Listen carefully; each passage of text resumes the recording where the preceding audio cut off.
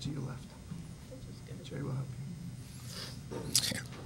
In accordance with the state Sunshine Law of New Jersey, adequate notice of this meeting of the Hillsborough Township Board of Education was provided on July 19, 2011 to the Hillsborough Beacon and the Courier News. Please rise for the pledge. I pledge allegiance to the flag of the United States of America and to the republic for which it stands, one nation, under God, indivisible, with liberty and justice for all. Roll call, please. Mrs. Bogacheski? Mr. Gillette? Here. Mrs. Haas? Here. Mrs. Haley? Here. Mr. Kinst? Here. Mrs. Lay? Here. Mr. Pulsifer?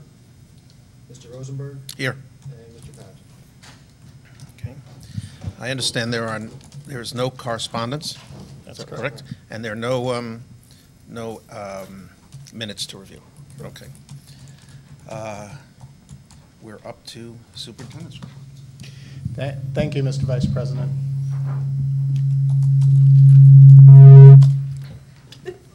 Thank you. Just had a little technical difficulty there. Before I do my superintendent's report, I ask for the board's flexibility and move right into the business. We have some brief action items that we can get out of the way and then relieve the board for a further discussion on the Building on Excellence plan that was presented last week. No objections? No. Okay, very good. All right, we're going to move right to the action agenda. Well, Oh, no. let's do public commentary Oh. first. Is there any public? All right, any public commentary on the action agenda? Is that right? Yep. Seeing none, Dr. Schiff? Thank you. Under the area of curriculum and instruction, I recommend that the Board of Education approve the following curriculum and instruction items.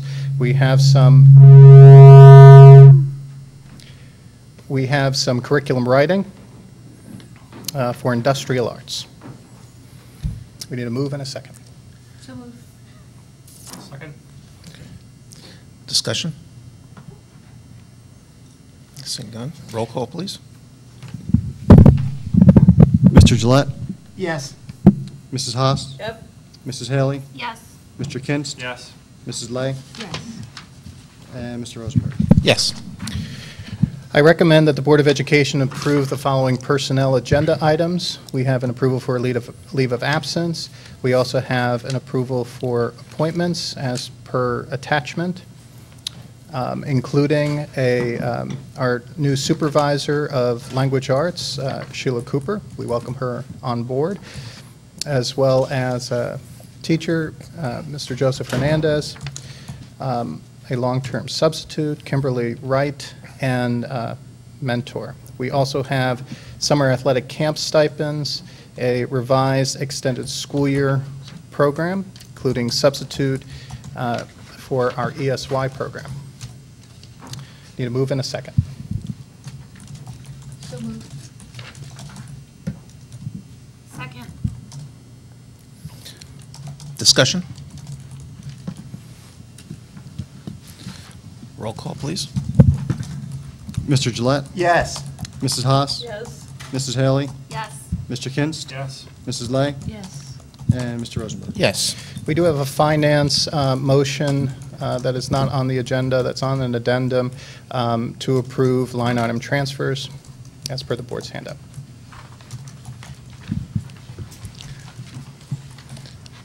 Need a motion? So moved. A second? Second. Discussion? Seeing none, roll call, please. Mr. Gillette? Yes. Mrs. Haas? Yes. Mrs. Haley? Yes. Mr. Kinst? Yes. Mrs. Lay? Yes. And Mr. Rosenberg. Yes. I recommend that the Board of Education approve the following administrative agenda items: to approve personal travel-related expenses as itemized on attachment D1, and approve the recommendations of the Policy Committee for first reading for the duties of superintendent, school-level planning, employment of substitute teachers, use of electronic communication recording devices, use of physical restraint. Also, approving for second reading the following policies: academic standards, academic assessment, and accountability, Title I, district-wide parental involvement, bilingual ESL education, services to non-public school pupils, political contributions, contributions to board members and contract awards, community use of transportation, and bonding. Need a motion? So moved. A second, please. Second. Thank you. Discussion? Mrs. Lay. Yeah, could you explain, I know sometimes the policy is written to update based on recommendations, but I did take a look at the one for duties of the superintendent. I just wanted to understand on what basis was that revised. I believe, Mrs. Haas, you chaired the committee. Sure. Actually, Tweanne, I was very happy to see your question, because that told me that you gave some very good thought to the policy and paid attention to the changes that were being made. Basically, the policy that we get comes from Strauss Esme, which is our policy company.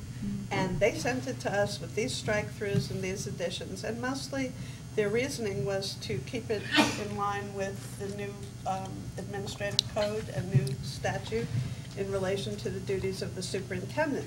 However, in the process, we eliminated what you pointed out was a very important function of the superintendent, which was to ensure the effectiveness of the instructional program by measuring student achievement against state and local standards. Now, just, let me see, in July of 2010, we had discussed in relation to the hiring of a new superintendent to review the duties and also to make sure that the policy agreed with the job description. So we have or had a policy that agreed with the job description, which included the things, among others, that you wanted to be in there. And now Strauss Esme is saying that, you know, these are the minimum policies. This board can make a decision to have more than Strauss Esme. There would be nothing illegal having more job description than less. So I would agree that that would be important, as well as some of the other things that are have strikeouts, including the ethics responsibilities, the implementation of procedures for missing children and homeless students, mentoring staff and demanding high performance, and recommending the implementation of the district's professional development plan. I don't see any reason to bounce those from our policy, but I'd be happy to entertain a discussion about it. Yeah, if you don't mind, I didn't have a chance to reach out to the other board members on this. Just running out of time, but there's it's C7, and it says ensure the effectiveness of the instructional program by measuring student achievement, and I totally believe that Dr. Schiff wants to do that, and I think you'd be comfortable to have this as part of the superintendent's duties. He's actually reflecting it in his report, and I know that he has a strong opinion about it. So, and I think as a board, we should have a strong opinion about it. I think that student achievement is, to me, that's the biggest accomplishment for us. So I just didn't know why we had to strike it out. We didn't have to strike it out. These were the recommendations from Strauss Esme, which is a firm that the board employs in order to give us accurate and timely information regarding changes in case law, changes in regulation, and those type of things. There was nothing in terms of what I read through, and I shared this with the policy committee, that I would have concerns with. So all of these, including those that are struck out, are things that I certainly do and am accountable for and responsible for. I'll ask a quick question, Dr. Schiff. Why did Strauss Esme say why they were striking that out? Was there any rationale? I'm not certain the reasoning. I didn't question them directly. Mr. Rocca, did you? I did not. Yeah. I don't know if there was a directive of change based on policy or statute. I don't know if it was a prohibition or they aligned our policy to the boilerplate policy, which didn't include those particular items, which may have been added, as Mrs. Haas said, subsequent to their draft. It was totally based on statute, and I thought we discussed that at the policy committee meeting. Does anybody have an objection if we put in the language, at least about the measuring student achievement? I don't have a problem adding most of the language. Obviously, there's changes because of statutes, but, you know, H6, for example, develop strategies to promote parental involvement in their children's education and provide opportunities for parent-teacher interaction.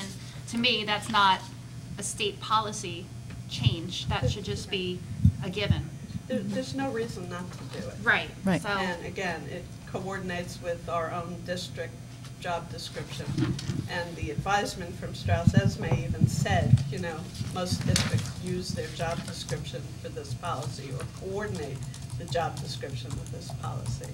So I'm very glad you brought that up. And, you know, I would make a motion to remove the strikeouts, except where they provide a number of a statute or something like that. But I would just say, let's leave those additional provisions because they're all good ones. Or just send it back to the, What that? or send it back to the appropriate committee to revise based on, And which committee would that be? exactly. But, This would be Human Resources. yeah, it's to the Human Resources Committee to review that and make it align with what what Our the board has values. stated before. Yeah. Well, it's a mandated policy, so it needs to happen. So, although, if we left it alone, this would be the policy we'd have, actually, Well, without the updates in the statute numbers. so this one is the first reading anyway, so Okay. we can Bring it back up. bring it back to committee. I actually would like to, well, I mean, I'd like to just not vote on it or rescind approval of first reading, let it go back to the HR committee. Mhm. They can revise it for first reading for us to review Okay. what the edits are. Yeah. That'd be fine. Well, just one point of information, the Human Resources Committee, which I guess will take care of this now, has its first meeting when? Well, currently in September, but I'm trying to get in touch with all of the chairs to try to schedule something in August. Okay. So we could have a revised first reading by August 15th, which is our next regularly scheduled board meeting. Is there a time issue with this No, policy? the Okay. current policy would still be enforced. The substantive changes in the policy are on page 4 of 5 at the bottom, where they are identifying in bold additional, additional citations of current law. So there has been some changes in the law, and that as a result, we need to change the policy. But nothing in terms of strikeouts would be affected by the new citations. So I don't believe there would be any concern. So are you asking that we just remove this one from the vote? Either way, I'm open to either with the second reading, be it with the strikeouts reinstated, or to send it back to the Human Resources Committee. And I haven't made a motion yet for either, so. Either way is fine. If we wish to move it along more quickly, we could put the strikeouts back in. It's what existing policy currently is, which I'm fine with, and everyone seems like there's consensus on the board to do that. But we will add the citations that have been changed as part of the Strauss-Esme revision. Then we could put it on the board agenda for second reading on the 15th, or we can send it to committee. The committee hopefully will meet in early August, and if that's the case, then we could put it back on for first reading for the 16th. I'm sorry, for August 15th. Well, maybe for efficiency's sake, we could bring it to second reading. When I looked at it, I think that the strikeout sections actually reflected Dr. Schiff's values and his goals for the district. So I don't think it's just not in their boilerplate. I think we can just keep the language.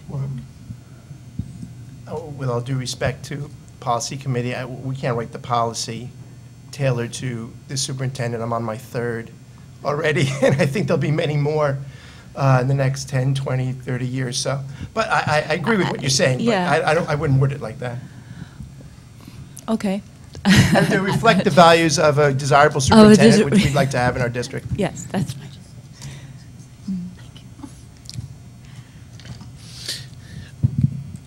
Mrs. Lay, do you have a suggestion for the board as to how you'd like to see it done, since you brought this issue up? Okay. Yeah, so let's remove the strikeout, update it to reflect current. You want to remove the strikeouts Yes, mhm. and then bring it back for second reading, revised as you're suggesting.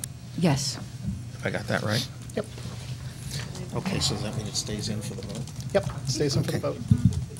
So it will stay in, it will stay in for the vote, but the administration is directed to remove the strikeouts when we get it for the second reading. Other discussion items? Seeing none? Actually, Oh. I'll raise a few. Okay. The policy in regard to electronic, electronic communication recording devices, does anybody have any input on that? We're planning to leave the policy the way it is now, essentially. For now. I mean, There's actually a substantive change in that policy to allow for electronic communication and recording devices to be able to be used in classroom settings under the supervision of a teacher, as long as it's for educational purposes, which is a change from what our current practice is. So on page 1 of 4 of policy 5516, you see that there's two options to choose from to be checked, and the policy committee selected the second, giving the educators the opportunity to use these devices under their supervision for educational purposes.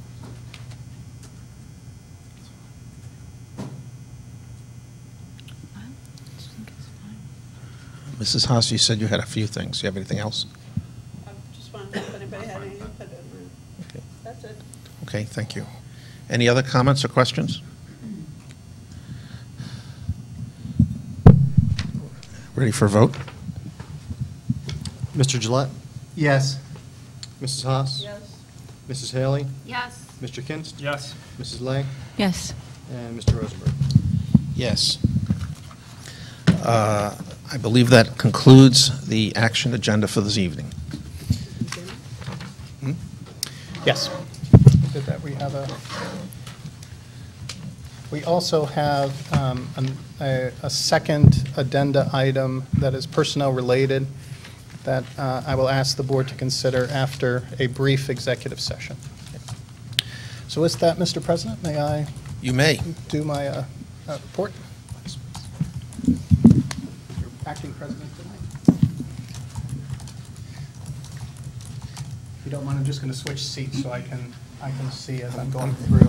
I'm going to do that. At our last board meeting, I had the opportunity to present the Building on Excellence report, and we kind of went through it together, and we spent a good amount of time talking about one area under governance. And I wanted to take the opportunity tonight as a follow-up to the presentation and try to unpack a little bit more the other areas of the plan. I'd like to spend some time, I'll remind the board and the public what those areas are, and I'll go through that relatively quickly. I have the recommendations again listed. This is an abbreviated presentation from the one that you saw before. So as you recall, education had 4 different areas associated with it: student achievement, technology, staff development, and programs. And as you recall, I presented a variety of charts that illustrated in a a different way how our performance relates to other districts with the same socioeconomic status over a period of time. And I summarize that in terms of district performance and grade level performance over a period of 7 years. Let's just go through very quickly the area of student achievement, what the recommendations are. First is to develop a systematic approach for collecting, analyzing, interpreting, and reporting student achievement information. Next is to maintain common assessments that are grade level and subject or course specific, and maintain a data warehouse for the purpose of supporting informed decision making at the student, class, grade, building, and district levels. Next was to develop goals that are specific, measurable, attainable, realistic, and timely, which is, we use the acronym SMART goal, which clearly address the needs of our students by using both quantitative and qualitative measures of student performance. Next is to develop metrics that measure academic growth in a manner that is broadly supported by teachers, parents, and administrators. These metrics must be research-based and use multiple measures throughout the year, rather than using only summative assessments at the conclusion of the year. So in the area of student achievement, that's what I'm suggesting that we take a look at. These ideas of common assessments, measuring consistently how our students grow from one year to the next, and do this in a way that is broadly supported. It's not just administration that says this is the way that it's done, but we need to get the support and build the support with our teachers and other stakeholders. So I wanted to just pause here for a moment and get your thoughts. Go ahead. Who would like to comment?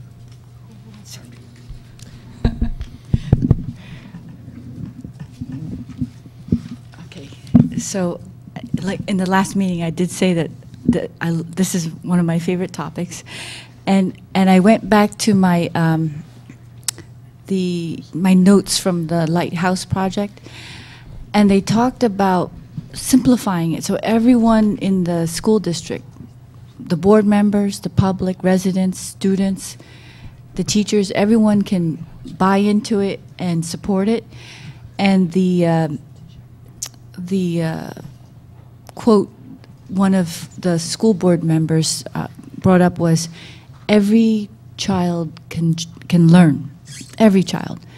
And then I thought about it a little bit more, and I thought, why don't we say every child can enjoy learning, so that they're motivated at whatever level they are, whatever level of achievement, but that they actually enjoy learning. And if that is the premise, then it drives all of the tasks or processes that allow us to get to that goal. Thank you. Am I simplifying it? Sounds good to me. Other comments? I'll say a couple of things. One is, and it's both on this slide and the slide before, I'm glad to see performance measured throughout the year and also be reflective of the particular either course for the more advanced levels or for the grades specifically, and it measures it throughout the year. And it's not relying on the standard statewide, nationwide tests. So I think that will lend itself more, help prevent teaching to the test. So if you have a more holistic look at actual performance, it looks more at what the students are learning as opposed to how they're scoring on a standardized test. I appreciate that comment, because one of the unanticipated consequences of focusing too much on student achievement results is a thinning out of the richness of our curriculum, and that would not be something that we would want to pursue. The higher achievement is a consequence of a rich, dynamic curriculum. It's not the end in and of itself. Children will leave here having much more than just a two-digit score to show for their years in Hillsborough. Anyone else? Go ahead. Thank you. Well, thank you, Dr. Rosenberg. I think this is a big change. Just from what I see now, you know, we're doing things like we're using, I'll give you an example, a score that a fourth grader had midway through their fourth grade year, to determine their placement into sixth grade. That's unacceptable, now, to me anyway. And we've been doing that for I don't know how many years. And now I think we can use some of this to better place students, and I think that will also help student achievement. Thank you. I agree. Other comments? I'll just make one if I may. Sure. I'd like to reinforce what Mrs. Lay said about making it understandable to the community. We've had No Child Left Behind, and we've tried everything we can to communicate that, and Dr. Antunes has done a great job. But the inherent statistical stuff that's in No Child Left Behind makes it very difficult for anybody to understand what it means by making progress and what it means by exceeding certain benchmarks. So I would emphasize that we figure out a way to communicate, even if it's something we'll develop ourselves, so that the public really understands not only how their child is doing and their child's school is doing, but how the whole district is doing. And I think it's not going to be easy to take all of this data and make it understandable without watering it down, but I think that's going to be very important. Thank you. I think another reason for gathering and analyzing the student achievement data is not just to mark our progress, but also to use it diagnostically. And I think this is a very, very important part of what we should be doing. The more information that we have, that we can provide to the classroom teacher in real time about how their kids are doing, allows them to make smarter decisions about how to address the needs of their kids. Absent that data, we just move through a curriculum rather than educating the individual child. And I see smarter decisions. We can apply the technology that we have, and think about what was that? What you said about learning at different times of the day? So maybe asynchronous learning. So if a student doesn't get it during the daytime, during the week, maybe with online tools, they can reinforce and go over the material, and then make sure that we can capture whether they understood the material or not. Before I leave this slide, I do want to mention one thing about No Child Left Behind. Currently, the way that New Jersey and our federal government interpret the data is that there's a certain percentage of children that have to jump over a bar in order for us to make adequate yearly progress. So basically what we're measuring are how many kids jump over this high bar. Now, for some children, jumping over that bar, no big deal. It would be expected that they would jump over that bar. And for some of our children who have, in particular, special needs, jumping over that bar can be a significant hurdle for that child. Now, a child whose bar is up here, and they're able to make a huge amount of growth but just come in underneath, for those kids, we should celebrate that growth and not get upset because they haven't met that particular standard. And if you're just looking at percent proficient, and I've worked in other districts that can misinterpret the data, that we begin to celebrate failure and we get upset about certain successes. So we don't want to misunderstand these data. So a child, for example, at the very top of their performance, who just makes it over that bar, well, they're proficient according to NCLB standards, but they may not have grown at all that particular year. Growth really is the golden standard of how we should be determining whether or not our kids are growing at rates that we find acceptable. Yes, Mrs. Haas.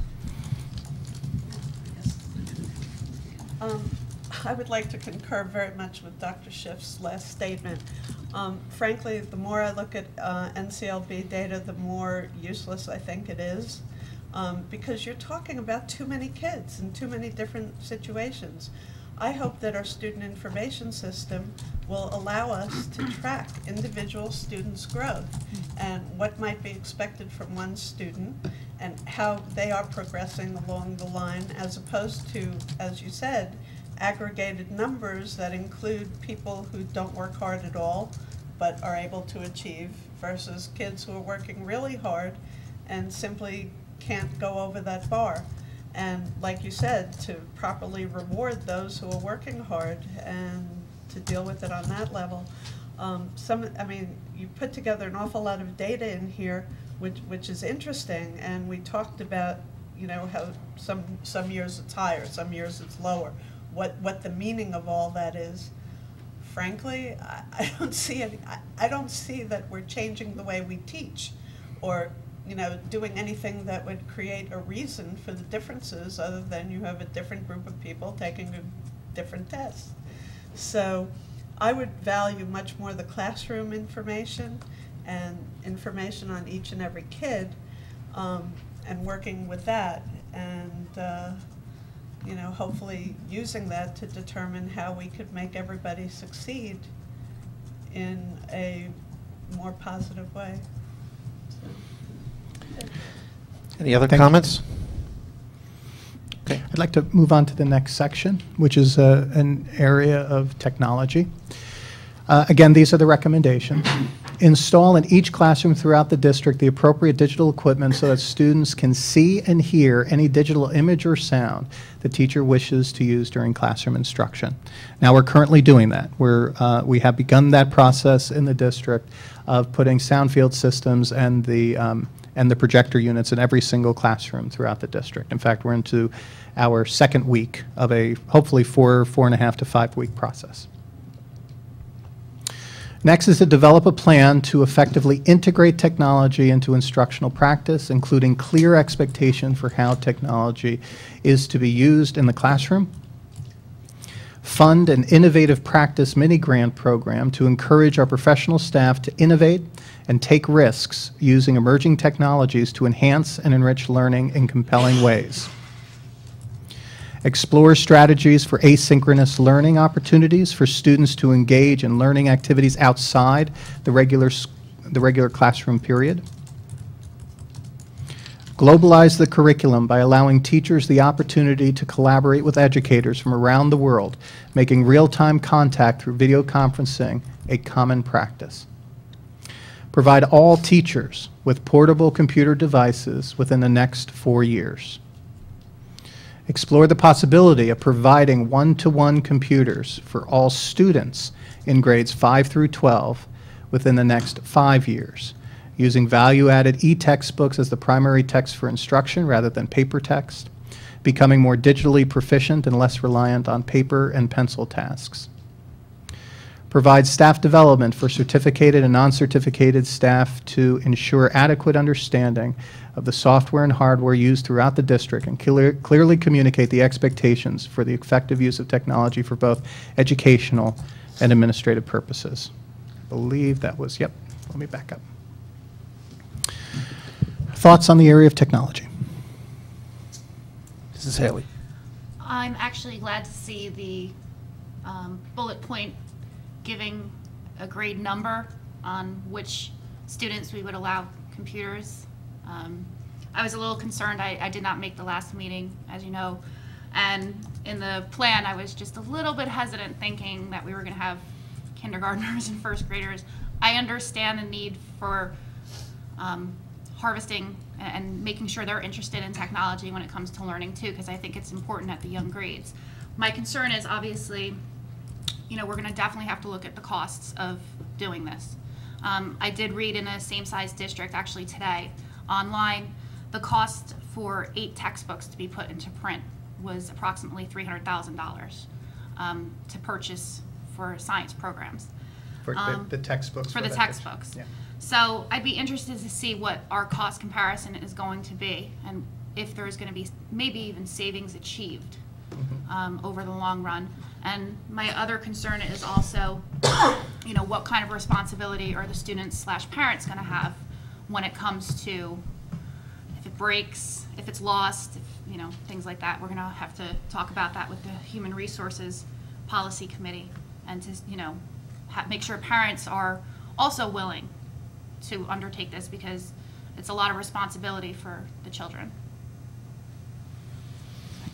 Thank you. The Education Committee. Mr. Gillette. Thank you, Dr. Rosenberg. I'd like to ask Dr. Schiff. Just turn them off so that people can, I don't know if they can pick it up. Yes. I was going to ask Dr. Schiff if you had any idea, if you knew at all, which student this type of technology will benefit the most. That will it benefit our most brilliant students the most? Or I don't think, my intuition is that the increased use of technology isn't going to benefit all students equally. So I was just wondering if you had any notion who benefits the most. Yeah, that's an interesting question. There's been some very interesting research about iPads and other touch-sensitive devices with autistic children, and that has been some very promising areas for special needs children. I have not read any articles that would indicate to me, besides in the special needs area, which has been using adaptive technologies for many years, that there may be one population that may be more advantaged than the other. My thought process in looking at one-to-one access for students is that the tools of the 21st century, different than the educational tools of the 20th century, allow for so much information to be very easily accessed, that to not have that ability instantaneously for students in real time, I think is an opportunity lost. And in other districts that are currently doing one-to-one initiatives, and typically it's at the high school level, it's not at the middle level as much, but there are some one-to-ones at the middle, and I think few at the grade 5 level, usually 6 to 8, and then high school is much more common. But in reading about districts' experiences with one-to-one technologies, there are some positives and there are some negatives that they need to navigate through. But very few deny that having technology available allows for opportunities that could not be leveraged in the classroom without it. Mrs. Haley. How do we, I think we're gonna see some challenges when it comes to material being presented in the classroom, and how are we gonna try to prevent the student from saying, I'll just catch up on it later when I get home tonight. I don't feel like working right now.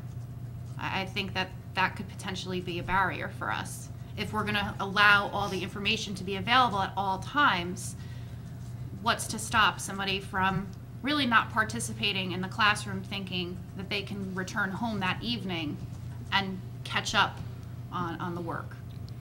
I wouldn't be surprised if that feeling is felt now without the technology in the classroom. I think that there's that providing multiple opportunities for kids to learn, and Tuyen mentioned it a little bit before, where some kids, 8:30 when the bell rings and they have their math class may not be the time that they are as engaged as some other time during the day.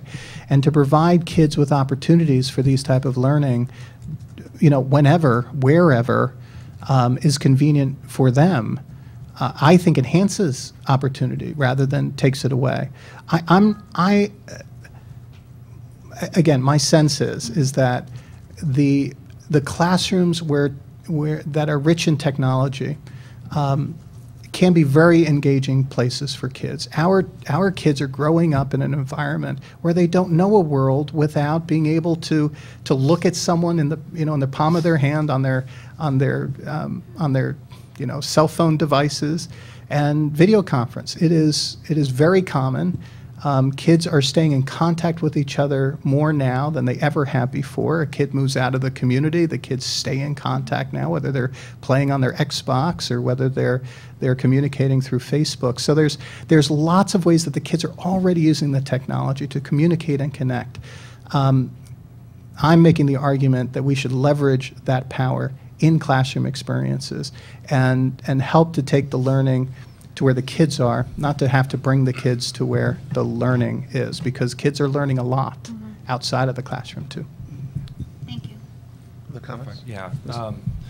So I have an engineering background, so I more technologically oriented and use technology quite a bit as tools. And while I think there's a lot of value, I also recognize, being in the business world and being in the adult world, while technology is important, there's still a lot of fundamental value to pen and paper. So getting the basics down, writing a letter with cursive handwriting is, that takes focus, that takes thought to think about how you're going to write it and actually go through and do it. So there's a lot of information right now that's available, and it's almost sensory overload. So you can get a lot of information fast, but then how you take it and process and actually build something deep with that, I think that's where we can provide value. And so it's with everything, it's a double-edged sword where it can be very helpful, and then also it may not be. So I think it's valuable to add, because there's a lot of information and a lot of educational power to it. I don't think it should be a replacement, and of course it can't replace the teacher. I agree 100%, and I think it's good to be cautious as we move into these areas. I'm very much, in many ways, very traditional and conservative in my thinking when it comes to kids learning how to read and write and do arithmetic. That the ability to think big really requires that kids have a firm foundation in the basic skills. This is not a replacement. I think that this adds additional value. It is not a replacement of the teacher. I think it is a tool that empowers teachers in many ways to do the type of things that teachers love to do the most, and takes away some of the clerical type of things and makes them more efficient. Mrs. Light. Yeah, a few comments. To gauge whether the students are really participating in the classroom, I know my daughter is in college, and they have to respond via their computer, and the teacher can see, and they can actually log how many responses are correct or that kind of thing. So there are ways to engage them in the classroom. Having said that, as a parent, I know that every year they become more and more responsible, and I'm not sure if, with all due respect, I'm not sure if 5th and 6th graders are responsible enough to have a laptop, because I know as a parent they kept asking me, when am I responsible enough to get my own laptop? And I maybe I'm old-fashioned too, but I didn't think 5th and 6th grade. I really was not very open to that, and it could be that you're seeing some changes in the way the current crop of students, but as a parent, I didn't think they were ready for it. And I also, this is a very practical point, is that maybe the teachers already have laptops, and I know that at work they give me a business phone, and then I have my cell phone, and I find it a nuisance to have two phones when they need to respond, or they need me to respond. And I think that maybe if the teachers already have laptops that they're comfortable with, maybe we could do an assessment first to see how many are really needed from a practical standpoint. Mr. Kinston. It's actually on the slide before about the experimentation and the innovative practices. This was something that we talked about actually somewhat in the curriculum committee when we talked about the e-books. And I'm very supportive of doing kind of pilot programs to understand what the potential values are, what the potential pitfalls are, what it would take to implement on a wider scale. So I'm glad to see this. It's through experimentation where you can find what would be most effective or discover new ways of doing things. So this is something that I see, and you know, you're going to get successes for some, you'll get failures for other, but when you fail, you realize one way not to do something, or a couple ways not to do something, which actually moves you forward. So. Yep. Any other comments? So I'd like to say a few things. I spend a lot of time doing this stuff. Granted, in the corporate world, that's what I do, but not in the. And there's some lessons I think that I think we ought to be mindful of. And the second bullet on this is extremely important. If you give laptops and technology to instructors without any guidance, what you normally end up with in many cases is what we commonly refer to as death by PowerPoint.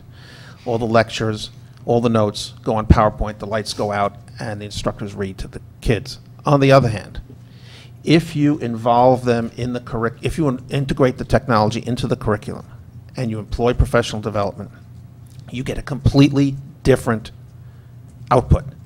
You get more interactivity, more engagement, more using the technology not to present content, which is easy, but to do inquiry and discovery. And so that second bullet point there and the professional development one on the other page is essential. And when we think about the technology, if we don't also support the curriculum writing and the professional development, the technology won't succeed. I'm convinced of it. And so we have to do both.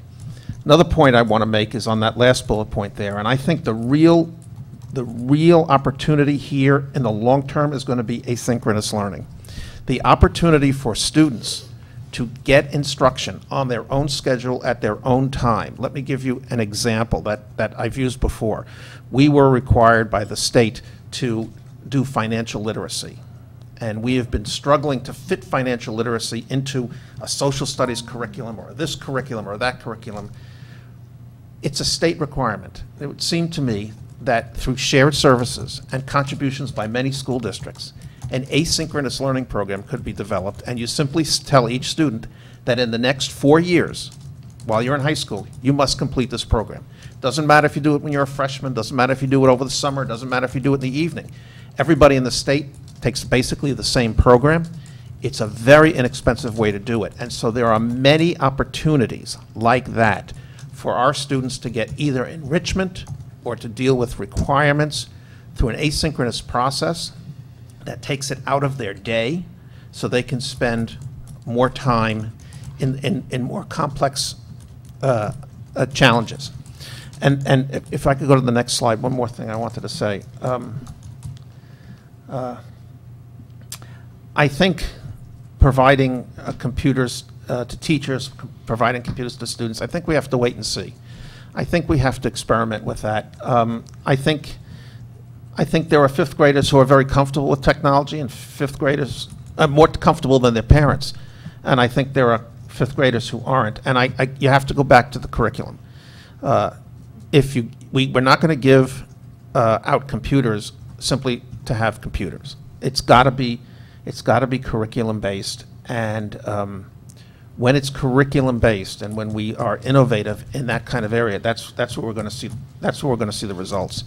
And I know that in the Education Committee, that's going to be a big topic. And I think that a lot of teachers who are starting to experiment with technology are very interested in that. And by the way, in terms of something you mentioned, your daughter, they submit things online. We use Moodle here in this district, and we have that capability already for students to submit stuff online, for teachers to comment to what they do. And the more of that we do, the better. So it's both a curriculum issue and an efficiency and cost issue that I think this is going to address. But again, only if we do it the right way. If you lead with technology, you fail. But if you use technology to support an innovative curriculum, you succeed. Thank you. Well said. Any other thoughts? Oh, may I say one more thing? I'm Sure. sorry. One of the things that wasn't addressed that we ought to think about, we're sitting here in a library. What are the roles of libraries and digital resources in the whole technology plan? There's been a lot of debate about whether libraries are anachronism, still valuable, the roles of librarians, all of that. So when we're dealing with digital information, it's not just courseware and e-books, but it's reference material and how you access it, and what's good information, what's bad information. So I think part of the strategy has to think about what's the future of rooms like this. Thank you. The next area is staff development. Commit to a teacher, training teachers model of staff development and provide the necessary resources and release time to provide high-quality, job-embedded, differentiated staff development for the teachers aligned directly to district and school department goals. Utilize professional learning communities, PLCs, to engage in professional discussions involving evidence of student learning and provide a venue for collaboration and collegial decision-making regarding matters important to student learning and professional development. Next, provide consistent staff development opportunities for school and district administrators that are uniquely designed to the challenges of educational leadership. I believe that that's all three. Yep. Staff development. Mrs. Haley. On bullet point 1, is this going to be in addition to any reviews that are currently conducted with regard to teacher evaluations? If we're going to, I'm not quite understanding teacher training teachers. Is this in addition to what we currently? Yeah, let me share with you what I'm conceptualizing with this. If we're trying to integrate technology, for example, who best to help me if I'm a second grade teacher integrate technology than another second grade teacher that understands intimately the second grade student, that understands the second grade curriculum? Who better to help me develop my skills as a high school physical educator than another physical educator that has expertise in that area, and we can cross-train, cross-pollinate all of these ideas. The idea that we need to get an expert from outside of our organization, bring them in to help them understand how to use technology is not going to reach a second grade teacher the same way that they're reaching a high school physics teacher. So if we can specialize our staff development and provide opportunities for really using the wisdom that we already have within the district, but training those teachers to train other teachers, and I've seen this in other districts that I've worked in. I think it's a much, much more effective way of helping to improve performance and to enrich the professional experiences of our teachers. I have a question. It's a question for clarification. Provide the necessary resources and release time. Just for clarification on what you mean by release time. There may be times during the instructional day that we would ask that the teachers be released. That is not an uncommon practice, but it's something that we use sparingly, and we don't wish to disrupt the educational program any more than is necessary. But there may be times we would need to do that. Maybe Dr. Antunes can expand upon that a little bit.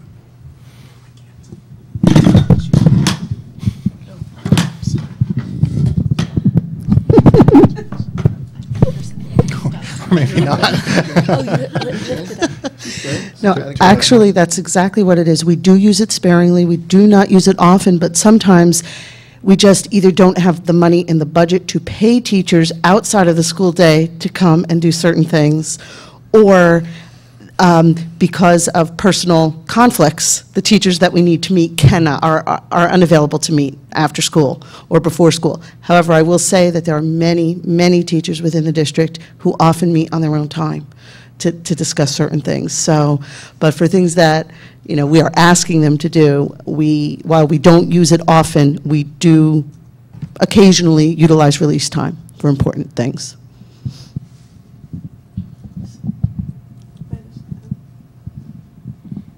Say something.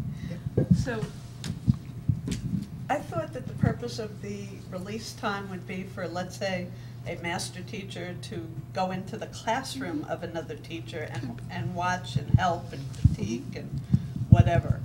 I didn't think the release time would be for people to sit down and chat.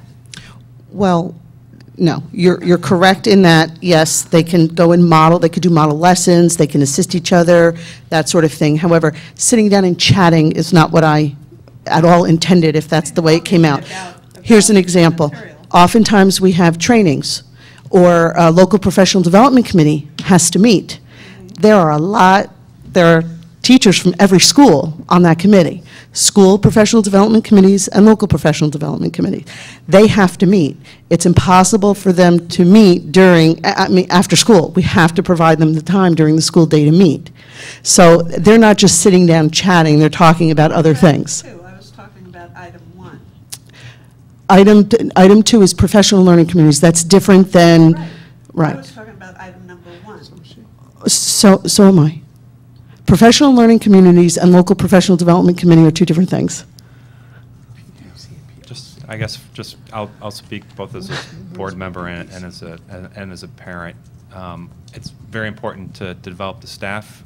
We want to minimize the impact to the students. They need consistency throughout the school year, and I think it would also be valuable to look at alternatives. So if for particular training days, to do it either at the end of the school year before school starts, so it can be a shorter, full, more consistent school year. May I? Additionally, the teachers are the first ones to indicate to us that they do not want to be out of the classroom. They try to minimize their time out of the classroom often.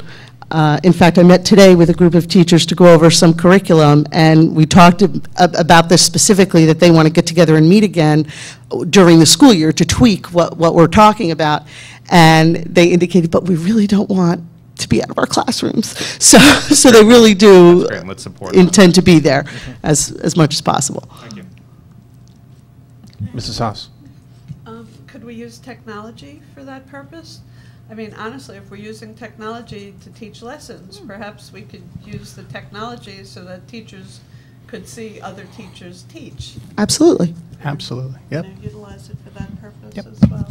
Absolutely. There are some districts that videotape certain teacher professional development activities and keep it in a virtual library that can be accessed. So there's lots of ways of doing this. And I do want to reiterate, if it's done in a minimal way. We don't wish to disrupt instruction to develop our staff. Those are two things that we don't have to give up one to get the other. I'll also comment that teachers teaching teachers will cost a lot less than consultants teaching teachers. That's true, too. Yeah. I'd like to ask for bullet 1, the logistics of it. Because when I first came on board, we looked at district goals in the special projects committee. So are we using the same district goals? Well, could you explain? Because being directly aligned is very powerful, actually.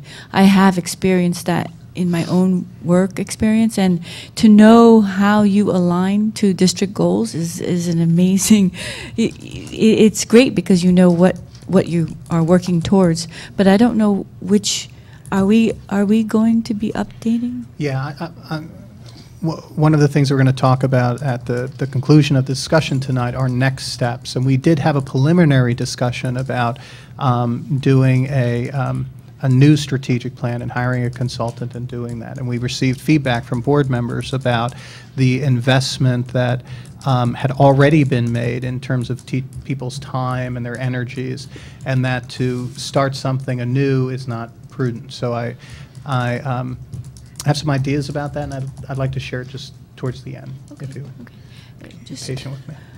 Could I ask one more? Sure. One it says here, I like the verb commit to, and I just ask, can we also commit to a training principal program as well?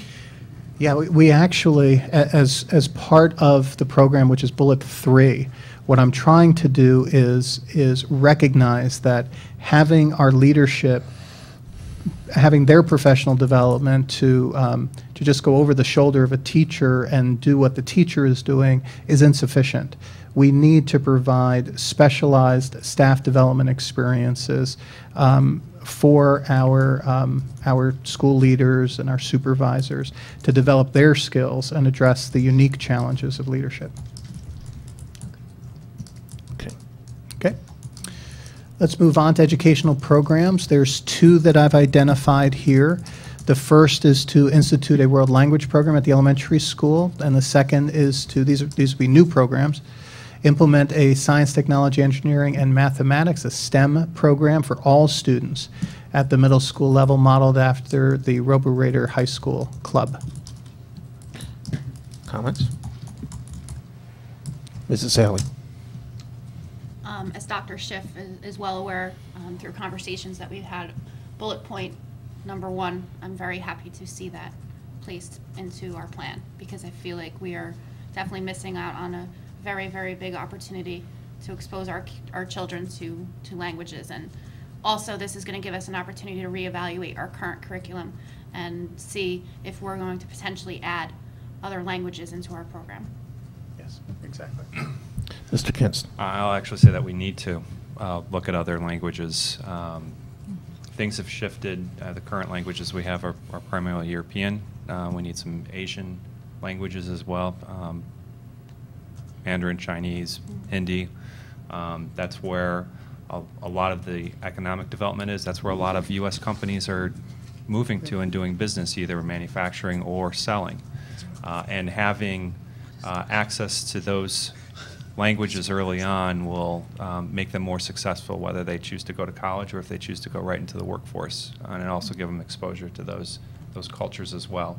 And then number 2 is dear to my heart, since I've got the engineering background, so very glad to see that. And that also helps our students be successful in the world. It's becoming more technological, and then also from a world perspective, in the U.S. perspective, science, technology, engineering, math, there's a big need for it. There always will be, and that's where you can have a lot of success post-school. Yep.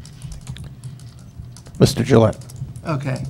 I'm not sure, and correct me if I'm wrong, but I'm not exactly sure that the goal of an elementary world language program is to learn a language. I thought it was just to develop those areas of the brain that benefit from learning a language.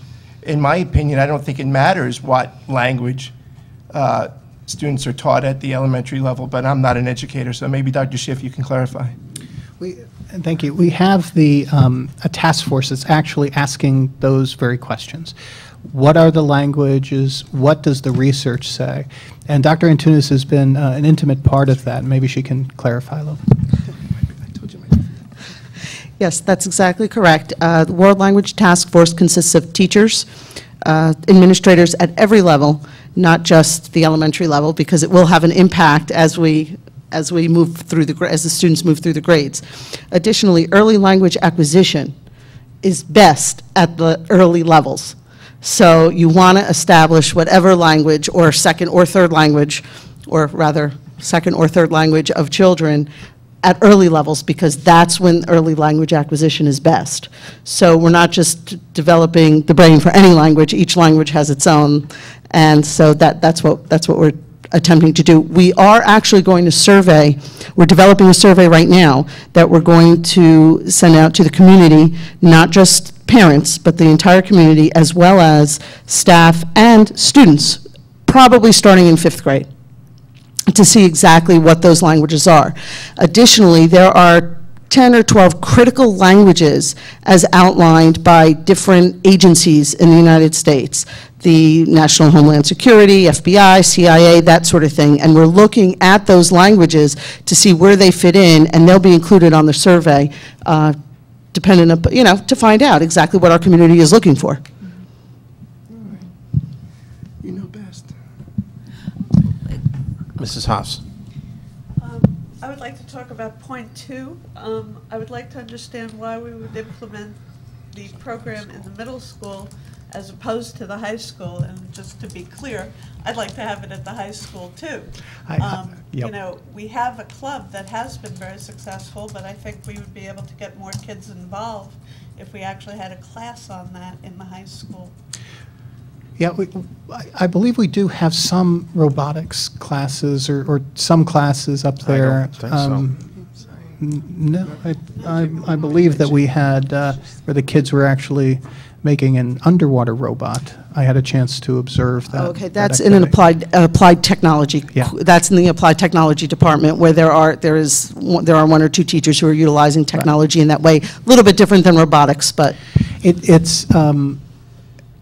I saw it as not a lot of kids actually participated in it, and I agree with you. I would have loved to see it at all levels, but in thinking about the middle level, what I was thinking about is that every child will have to go through a program like that. At the high school level, unless we make it a requirement for graduation, we will not ensure that all kids take that. Where we can put it into either the ARIS program, elementary, or the middle level program. The reason I thought of middle level was that it's closest to the high school, where we can really get into some of those higher level concepts. As the board is aware, I was very impressed by what I saw with the robotics program at the high school level. And any way that we can duplicate that into curriculum areas, not just extracurricular, but into the curriculum, I think is value added for the kids. My only concern about not putting it at the high school is that if we wanted every kid to take it, we'd have to make it part of the graduation requirement, and there's complications in doing that. I would, however, very much advocate broader offerings, if it's in applied tech or if it's in the science department, looking at courses similar to this. Some high schools do have engineering courses that are available, that are much more like applied technologies and the applications of math and science. So, you know, absolutely. But in terms of trying to make sure that it's part of the curriculum and that every child has that type of experience, my recommendation would be to put it into the middle level program.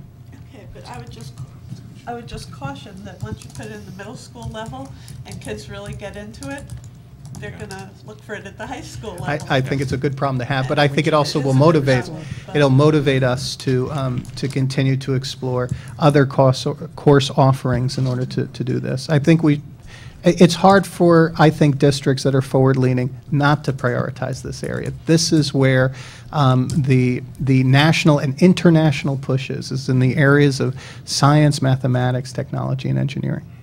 And I've noticed that some of the other school districts in our area in our DFG have doing it. instituted robotics classes, Mm-hmm. so we don't want to be left behind. Absolutely. Mr. Kintz. Yeah, I actually would like to echo and maybe build on what Mrs. Haas said, is that at the high school level, you're going to generate interest. So I'd like to see programs, curricula geared towards not only STEM, and then it can you can look back to see what basic skills could help make them successful in that program, but look at other areas as well. So performing arts, or entrepreneurship, world studies, things like that, so that when they, in addition to getting a basic exposure, they can also focus in a particular area that matches their passion, so that they have that, and then that gives them a good jumping point for post high school. I'd like to offer a comment, if I may. I think Mrs. Haas is onto something. The integration of science and math is technology and engineering. That's how they come together. And there is nothing that I can see in the high school that's strong enough to forge that integration. Kids go through the science curriculum, they go through the math curriculum, and with the exception of the use of math in science classes, never the twain shall meet. We have a applied technology program. I don't know what the schedule is for curriculum writing on that, but that seems like an area where we could build technology and engineering courses of the caliber that would attract some of our kids. We have lots of elective courses that I think need to be reviewed and maybe replaced by some of these things. In terms of, and Mr. Kintz talked about entrepreneurship. We also have a business curriculum that I think is very much a candidate for upgrading. The second, I think it's the second or third most popular major of kids who go to college is business. And an entrepreneurship or whatever you want to call it, economics, those kinds of things need to be upgraded in our school. So I think it's not just STEM where we need to focus academically at the high school. I think it's also applied technologies, and I also think the business world in its generic sense. I mean, I'm not here to say what we should do or what we shouldn't do, but if you took a look at some of our current business courses, you would probably agree that they need to be upgraded. Thank you. Okay, I'll move on. In the area of operations, we have 3 areas. The last one we discussed, so I'm going to just focus on finance and facilities. So in the area of finance, maintain a budget within 2% levy cap that meets the educational needs for the students of Hillsborough Township. That means that all of these ideas would need to remain within the cap. Utilize 50% of the savings for green initiatives to fund innovative practices and the other 50% to support property tax relief. Take advantage of federal, state, and local grant opportunities. Investigate and implement, when applicable, revenue-generating activities that are aligned with the district's mission. And fully implement System 3000 financial software system for all budget development processes. Discussion? Mr. Kintz. That first bullet point, glad to see it up there, and within doesn't. This one here? No, on the page, and the one before, staying within the levy. So within also does not automatically mean at cap. And so with limited resources, we have to prioritize. And I think with the establishment of a new strategic plan that has input from the appropriate stakeholders, but is more strategic in nature, that can help put down what the values are and how you're going to prioritize. So I see that being surrounded, has been voiced by other board members in the past when it comes to budget. Either the board or the administration hasn't necessarily looked back to the strategic plan to say, okay, where are we focusing on? What are the ones that, where should we prioritize? And then the savings to support property tax relief, I think that helps you hit number 1 as well. So, thank you. Just a quick clarification on the second bullet point, Dr. Schiff.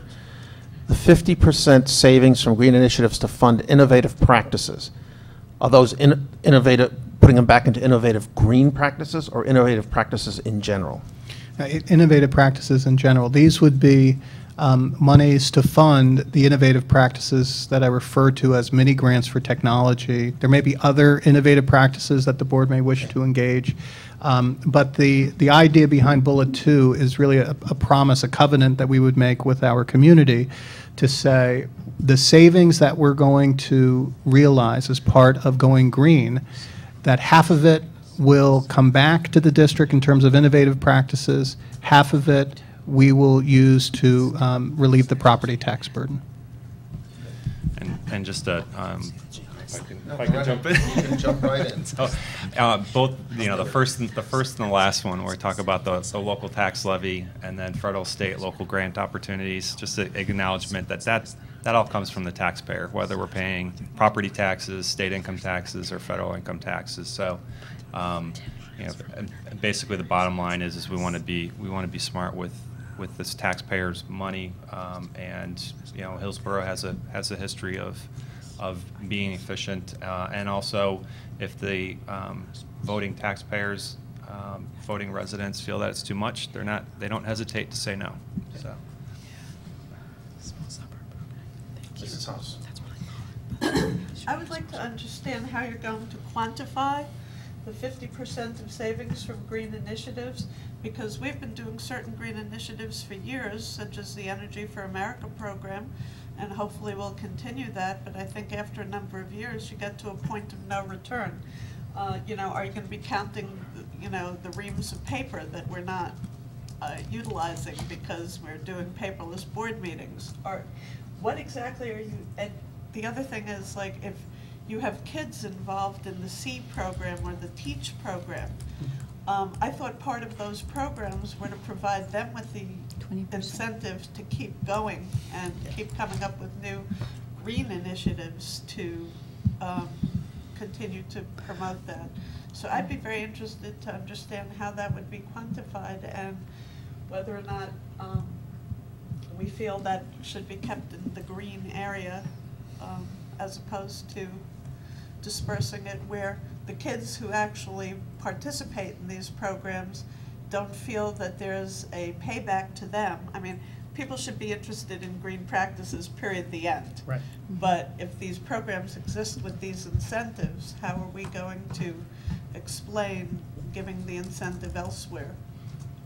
It's a very good point. To answer your first question about how would we quantify it, I've laid out in a few slides ahead of this that we would be benchmarking or taking some baseline data on consumption of energy and then marking that towards whatever savings we get from either behavioral change, as mentioned before, or putting in controls to better monitor our electric and heating consumption. So I believe that there are methodologies and people that do this type of work that can actually pull this down into dollars and cents for us. Now, you are exactly right that the savings is not forever, that you realize certain savings, in particular the first year and a half, and then you get to a different level. So the question is, what level of funding would we put into our budget? So for example, if we were able to save $100,000, let's just use simple math here, $50,000 of that would remain within the operating expenses, but instead of funding electric cost, it would fund an innovative practice in the district. The other 50% would be eliminated from operating expenses and go towards tax relief.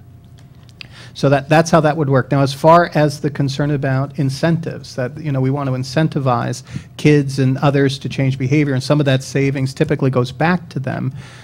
That's something we would have to talk about and see if these ratios are the right ratios, if even this concept of giving tax relief and then utilizing for other initiative, whether green or otherwise, is the right direction. But that's something for board discussion, and I think that the operations committee will be crunching on this and making recommendations back to the full board, I'm sure. I just don't want this to become a gotcha on the green practices. Yeah. I mean, ultimately, tax relief comes when you do a good, efficient job in everything that you do. Mm-hmm. So I don't really want green practices being isolated and identified as the area that's going to provide tax relief, particularly. So, Yeah. Nope, I understand. as opposed to everything else. Yeah, well, Right? Okay. so since this is a conversation, we already have the resolution that does say that the schools that participate will get 20%.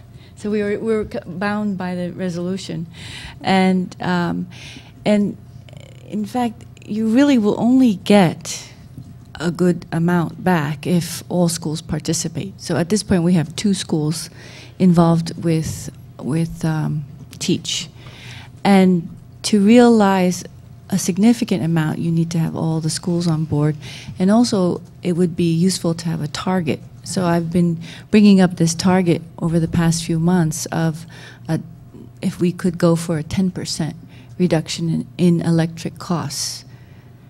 That's the only time when we can get substantial savings. Very good.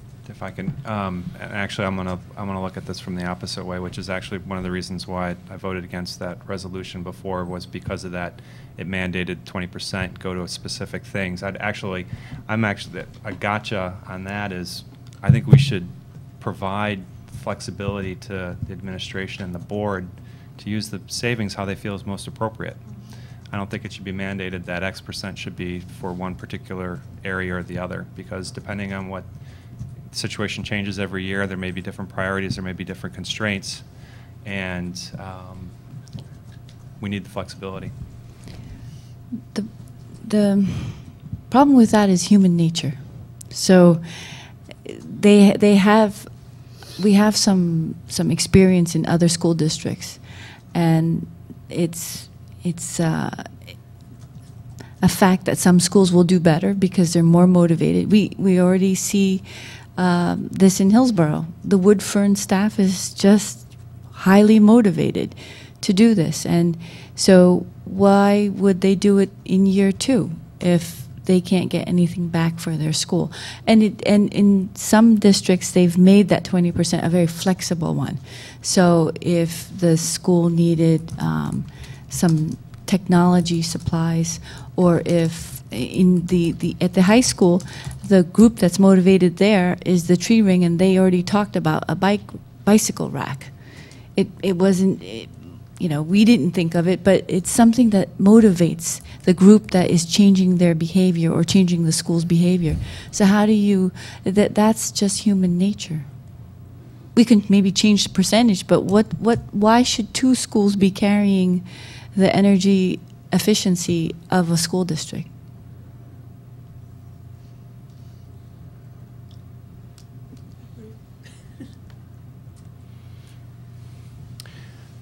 Any other thoughts? All right, let me move on to the next area, which is facilities. Implement the facilities plan to repair, maintain all capital structures within the next 5 years. Develop a comprehensive preventative maintenance plan. Establish a clearly articulated priority ordered listing of capital and maintenance projects that will be funded and completed over the next 5 years. Implement a painting schedule to have all rooms and hallways receive a fresh coat of paint every 5 years. Collaborate with the home school associations to support beautification projects throughout the district. And I'm going to stop there because we'll talk about the green initiatives in a moment. Any comments? I'll offer one off the bat. I like the 5 years. I think this is important because we have to look at impending maintenance and repairs, not just we have everything seems to be an emergency. The roof is leaking. But if we have a 5-year maintenance schedule for everything from our classrooms to our athletic fields, everything, then we can plan. And so I like looking out 5 years. I think 5 years is reasonable when you're dealing with infrastructure. So I appreciate that. Other comments?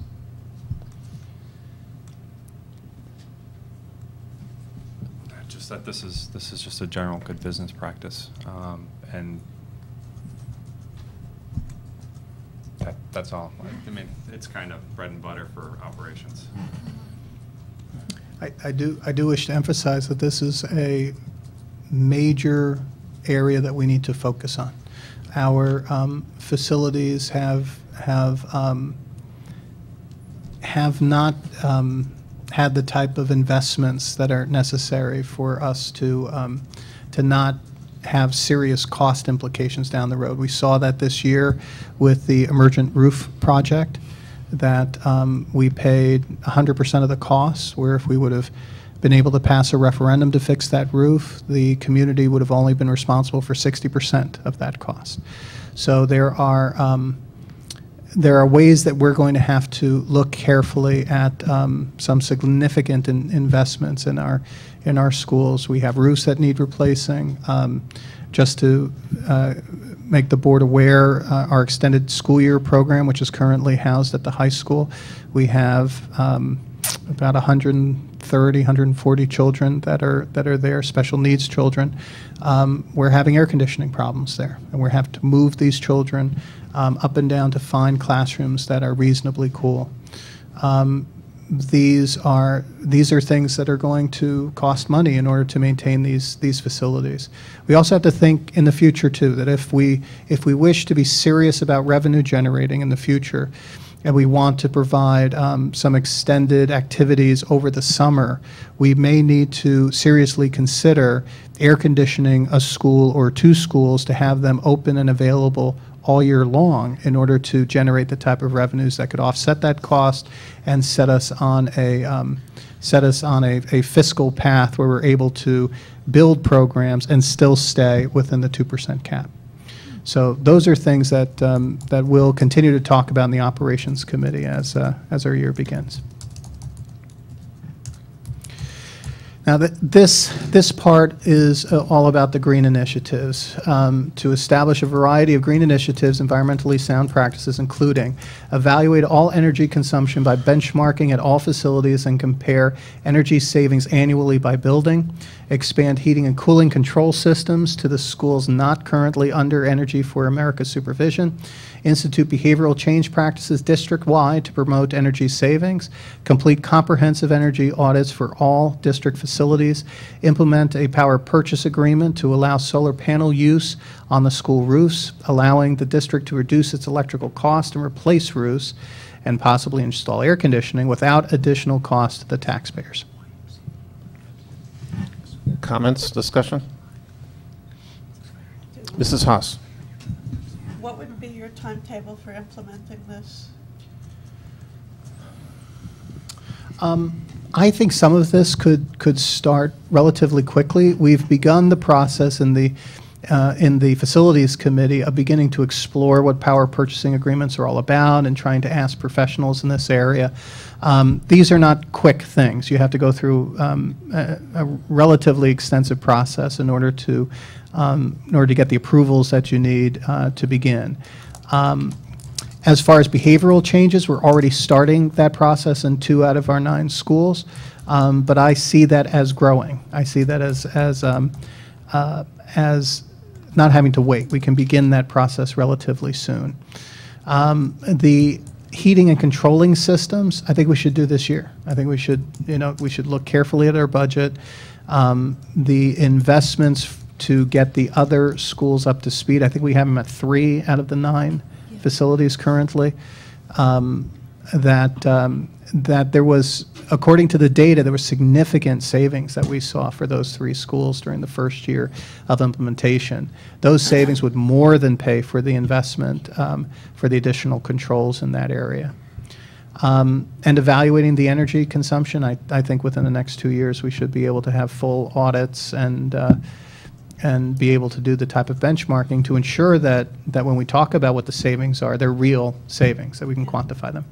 I mean, I'm looking at this in terms of 5-year total, all of these ideas, but I think some of these can be picked up relatively soon. Yeah, I mean, I'm less concerned about, getting an exact figure of the savings for the purpose of, dividing it by 50% than I am about getting this stuff moving. Because, I was on the facilities committee last year, and we talked about it from the very beginning of the year, through no fault of your own. You weren't even here. But I'd like to get these things moving. And honestly, if you feel that in the first year we could save, whatever the investment is in some of these heating and control systems, why not move ahead? It's almost, criminal not to. You want to get this done and hopefully get the investment back in the same year. And, if we moved quickly, we would be able to make some evaluations about how much we want to invest in this in future budget, next year. That would just not be something I would want to wait very long on. So I'd be happy to move ahead immediately. Mr. Gillette. Thank you, Dr. Rosenberg. Maybe Mrs. Lay knows.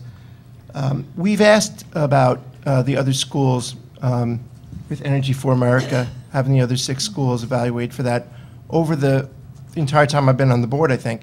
And we've always been told that the other 6 schools are not suitable, that the investment to upgrade, I'm not a mechanical engineer of the plant or whatever they have to upgrade, is so costly that we would not derive the savings. So I would just caution, I mean, there are reasons we haven't done that.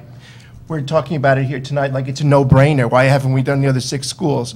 We have investigated that over the years, and maybe now things have changed and we can do it now. But the 3 that we do have it at had the capability of being an easy install and a good savings right off the bat. I'm not sure what the upfront cost would be on the other ones. Also, I just want to remind everyone that although we haven't done everything, I'm not just talking about the green now, I'm talking about the facilities in general. We haven't done everything that we'd like to do. We did do considerable, I mean, we did windows at almost every school. So it's not like we haven't done anything over the last several years at considerable cost. It was just a few years ago that we spent $2.5 million in 1 year. So, you know, roofs too, Sunnymead roof and things like that. So we've done some, but I do like the idea that we're going to have a 5-year plan. As far as, and I know this is also going back, but it hits in with the green a little bit. As far as designated 50% of the savings from green initiatives to tax relief, I don't think we've really yet defined what tax relief means. Usually you get the comment from the public, well, my taxes still went up, and then we have to reply, well, they would have went up even more if we didn't give you this tax relief. That's a crummy answer. I hate giving that answer. I think we need a better definition of what tax relief is. More generally, I think what really happens is, and this is also tax relief, but what happens is we're going to designate 50% for a particular project, and the other 50% goes into the general fund, which offsets costs, potentially offsets taxes, but, you know, it's tough to call tax relief. I would just maybe, to be more realistic about it, 50% will be designated and 50% into the general fund, which does, you know what it does. It's 50%, it's a certain amount of money that we won't have to collect through taxes. Right. Although we could find other ways to, you know, add something else when it's budget time to use up that, you know, $4,000, whatever it's going to be. It's not like it's going to be a lot of money, I don't think. But so I think we have to do a couple of things, and I think we really need to define what our answer is going to be about tax relief. Thank you. Other comments? Mr. Kinston. It's a question in general for facilities. I don't know if there's another slide after this. No. Are there any facilities that are not in use that the district owns that does not use? I'm not sure. I don't believe so. Mr. Rocco? There's one piece of property that we own. It's a dog park. It's a small section of grassy land. I believe it's on, is that Lawton Road? It's on Norton Road. It's on Norton Road, heading towards where the taller apartment buildings are. Okay. There was also discussion that there is a piece of property set aside in the Amsterdam area with the construction. However, I believe on the township maps, we've never identified that location. No, actually, that location is owned by the township committee. So it's not board property? It's not board property. No, it's their property. Okay. It's property that's set aside for Set possible for a use school. as a school that the developer in that area had to set aside a certain parcel Right. for potential use for a school. So it sits vacant until that eventuality might come sometime. Okay, thank you. It's also heavily wooded. It's also Yeah. not exactly. If I could, ready Mrs. for Lay. construction. Mrs. Lay. Yeah, I'd like to respond. The other school, the 3 schools that have Energy for America controls, they were put in first because the return was so clear, so evident. And yes, the HVAC system is more suitable for this. The return for the other schools is much less because they're older buildings. So we can, he said that of course you're going to get some savings from it, but it's not going to be the home run that we got with the high school, the middle school, and Amsterdam. One more thing. So As long as we're throwing out ideas or whatever for green, I think I believe the YMCA in town, which is just up the road here is doing a solar project, but it's not on their roof. They're doing it over their parking lot. Yes.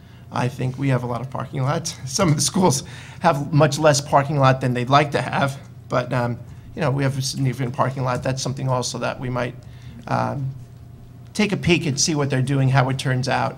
We have 5 years after all. We do. Yeah. I'd like to dovetail off that for a second. I'm very impressed with the last one. I've asked several times, you know, why can't we have more square footage, flat square footage on our roofs than any other organization in town? And they're just begging for solar panels. And I was told that some of the roofs can't support it and everything, but apparently, I guess there are ways to make those roofs qualified. And Mr. Gillette's idea of a shelter over the parking lots that serves double purpose, obviously keeps the cars cool and generates electricity, much the same that if you're down on Route 1, you can see it at Dow Jones has done that. I think the whole solar panel thing is great. My neighbor has solar panels, and I just go over there and watch with amazement as her electric meter goes backwards. She doesn't pay a dime for electricity. My question is, in a power purchase agreement, is that envisioned as solar panels on our property, wherever, where we sell the energy back to someone, or is it solar panels on our property where we use the energy? The way power purchasing agreements work is that a third party utilizes our roof space for their solar panels. They manage it, they install it, they take care of it, and then they sell us back the electricity at a discounted rate. So that's basically the concept of the power purchase agreement. Some districts have actually gone to referendum to own their own and reap the full benefit of the savings, because the third parties that come on in aren't doing this altruistically. They're also a business, and they're there to make money. Now, the only reason we would be interested in it is that the discounted rate would save us money. It would be less than what we're currently paying. Is owning our own something that we're exploring? Well, it certainly should be part of the conversation and talked about it and researched before we engage any of these ideas. The reason that the power purchasing agreement are beginning to be attractive to public school systems is that it does not require an out-of-pocket expense, that all of the financing for these things are taken care of by other parties. Mr. Gillette. Yeah. Another question I had about the solar. I recall that in recent years there are some local government entities or school boards or whatever that were unable to enter into power purchasing because the companies wanted like 15 or 20-year contracts, and some local governments were only by statute able to give like 10-year contracts. I was wondering if we knew if we had any prohibition, or if that's something we're still looking at. Yeah, I don't know the details enough to give you a definitive response, but we would have to go through our full process of legal review to make sure that every decision that we're making is consistent with statute, law, regulations, etc. I'd like to answer your question. I was at NJ Learns for Education for Sustainability today, and a woman from Lawrence said that the Lawrence schools earned over $1 million from their SRECs. So For a power purchase agreement? No. A power purchase agreement is hosting. So we're just, in that case, you're hosting.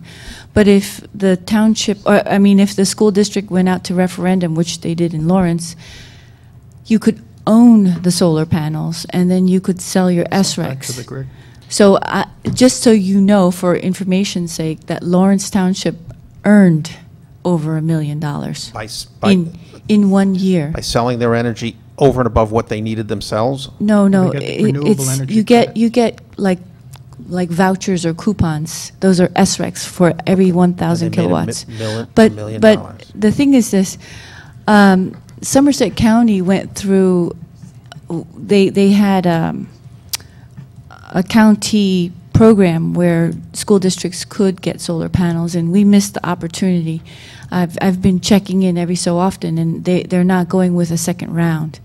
But the idea that they had at Somerset County was it's a consortium. So if you have enough people involved or enough players in there, then the solar companies are interested. Hillsborough has a lot of space, a lot of roof space, and as you said, we have parking space. So we could consider they could look at us as a attractive because just of the number of schools and the size of the district. But it may even, we have to explore, we have to do a lot of homework, but it may be interesting to even partner with other school districts or other municipalities and say, here's something that might appeal to investors. So there's a lot of possibilities, but you have to do your homework and grab the opportunity while you can. And we did not get involved with the Somerset County project. Moving on. Thank you.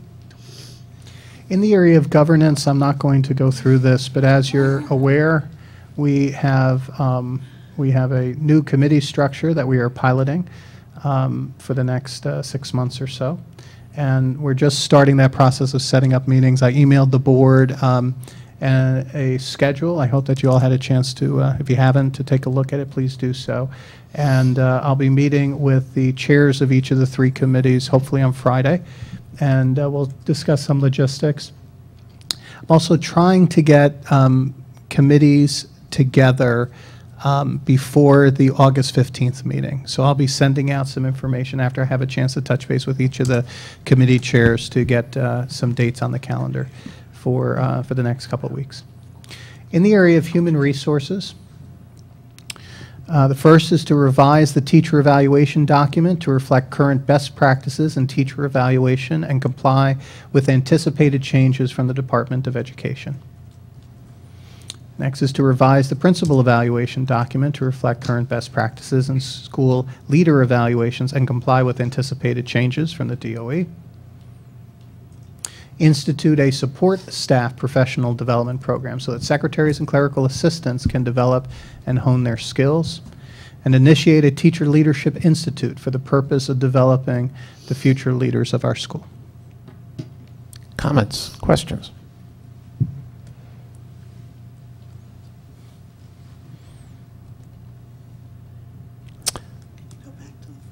Sure.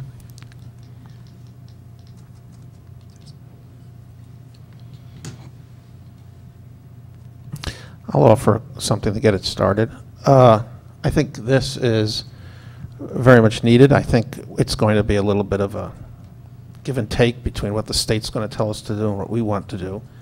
I do hope, however, that whatever comes out of this, it's a balanced scorecard kind of approach. It's not one measure, it's multiple measures, and it's not one data source, it's multiple data sources. Sometimes I go so far as to say maybe students should have a tiny little piece of input on this as well. But for the most part, it's not only how the kids do on tests. It's all kinds of things. And I would hope that teachers and principals and everyone are involved in the development of this. But I truly would look for a balanced approach so there's multiple measures from multiple sources so that it's not only fair but representative of the whole job of education and teaching.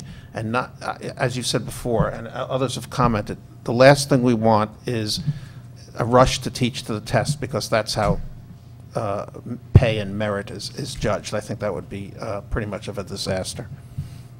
Thank you. Mr. Rocco went to a training session for a program called EE for New Jersey, which is the Department of Education is looking for pilot districts to begin to implement some of the ideas that are coming out of the DOE. So I'd like to pause and give it over to Mr. Rocco, who can describe a little bit of that process. Or more importantly, what we anticipate is going to be coming from the DOE. Thank you, Dr. Schiff. At that meeting I went to, it was an introductory meeting about a potential grant that the state was offering for a select group of districts to go out, look for a specific program that's research-based on evaluating teachers and including data from student performance, and go through the year assessing those tools. They had a couple of examples of some companies that were out there currently doing that and potentially taking those grant funds and implementing that company's program. I went to the meeting and there were a number of districts that were there. There were a lot of questions from districts about what measures are going to be used, when are they going to be used, when's implementation, how do we do this? It seemed like the timetables were very tight with what the state was looking to do, with implementation starting and piloting starting with the actual instrument. I want to say around November, but don't hold me to that date. But it was a time frame that was very tight. We had to get the association, Teachers Association, in to have conversations, the Principal Supervisors Association in to have conversations, and the time frame was very tight for us to do that. Instead, I came back, I talked to Dr. Schiff and recommended that instead of actually going with the pilot program of the state, to initiate our own committee of administrators, supervisors, and teaching staff to begin the process of determining what we're going to use for evaluation, how we're going to do it, and at the end of this committee, have a new evaluation tool for the majority of our staff in the district, teaching staff and administrative staff. And that's the goal. It's going to be a rather large committee that meets often, that will break out into subcategories, looking at research, looking at what other districts do, looking at programs that the state recommended through the grant that was there. But I think the grant timelines and the potential, it was a sliding scale of funds that were available based on the number of staff you were going to use with this pilot program. I don't think, for our purposes, it was right timing for us.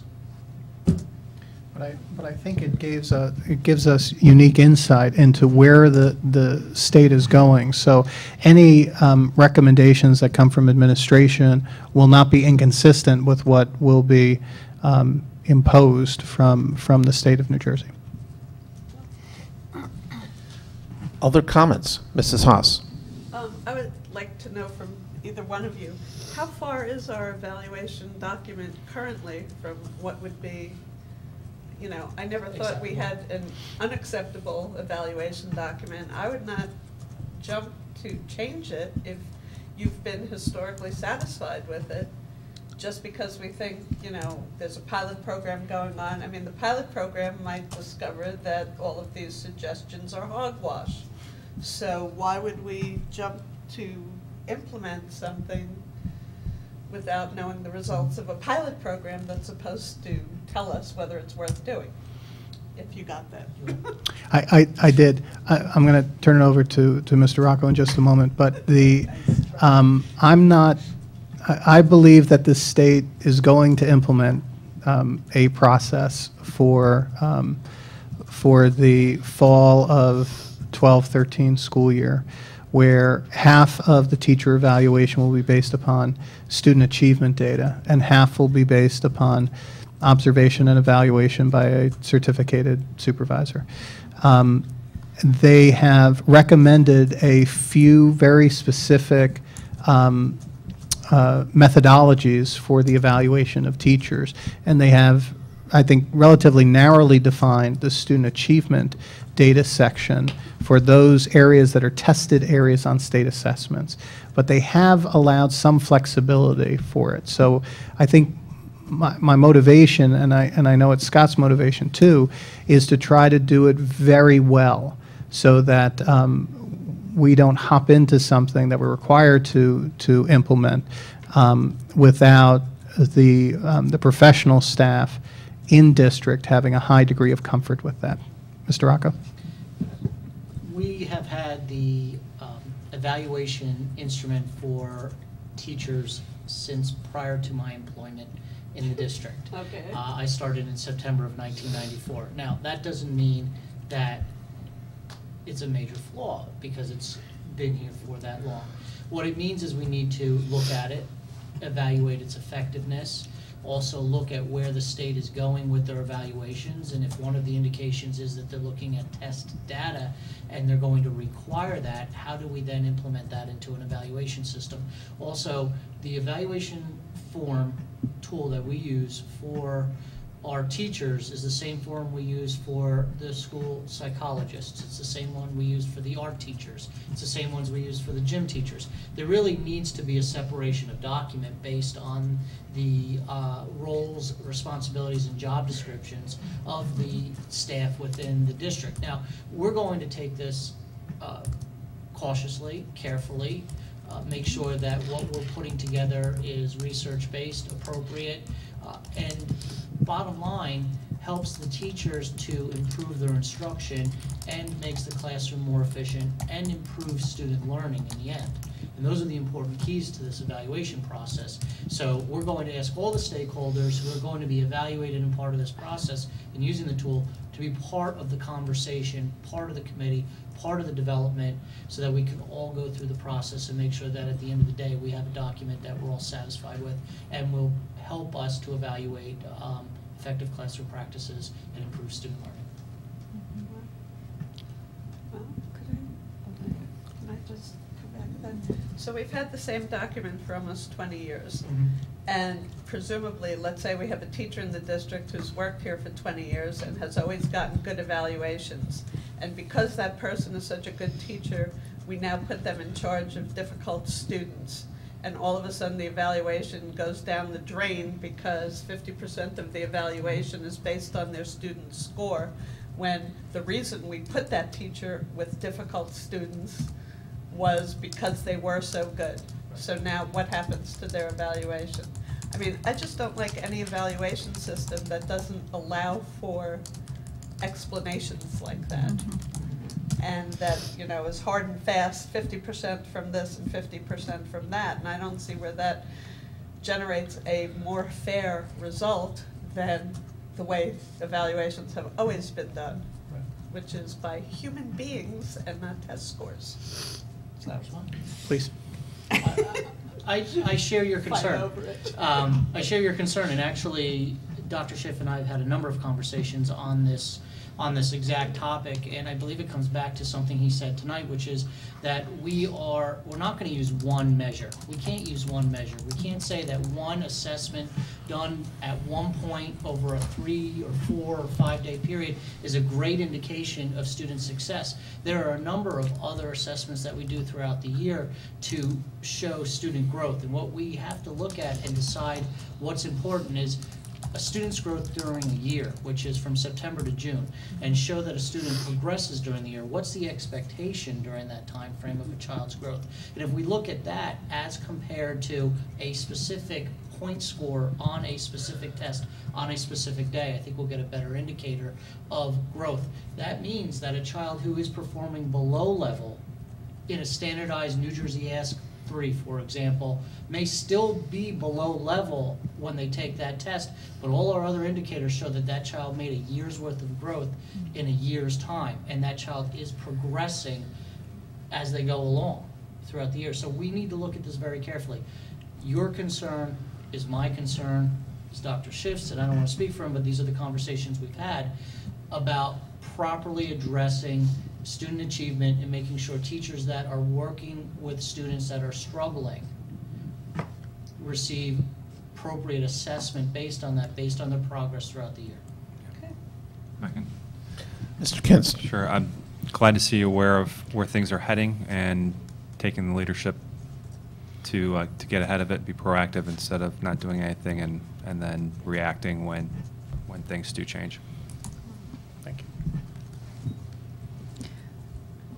you. Yeah, so if I understand it, if we're bound by the 50% of 50% based on student achievement, it's, as a district, we have leeway as to how and when we collect that 50%. Well, it's unclear exactly what those specifics are. We have not received any type of regulations about it. We have the plans for it have been published, but the that still needs to go through a process of state board approval, and that may change and modify. They are also talking about in Trenton changes to tenure law, as well as merit pay. So this is a complex issue that that our legislative representatives are going to be debating in both the upper and lower house in the not-so-distant future. So I appreciate your recognition that we are trying to be proactive rather than reactive to this process. I'm not sure that we won't see a different iteration of the plan when it becomes the procedure in the state of New Jersey. But I think we have to act, and I think we have to begin to explore these issues. I think we need to begin to have these conversations with our instructional staff. My professional belief is that to ignore student achievement data when evaluating teacher performance is inappropriate.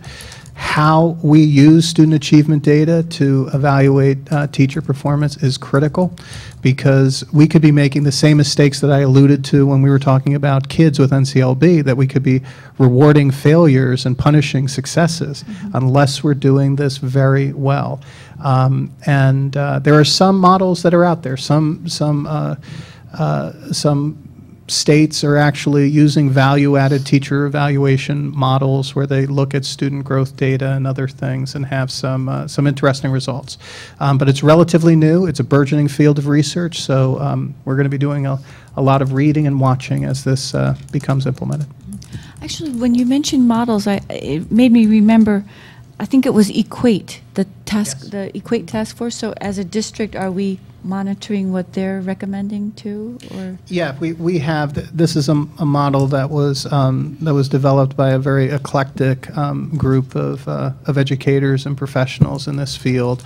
The chair is a neighboring superintendent, Dr. Kim, from Montgomery Township. It's very interesting. It is not aligned to where the governor is at currently.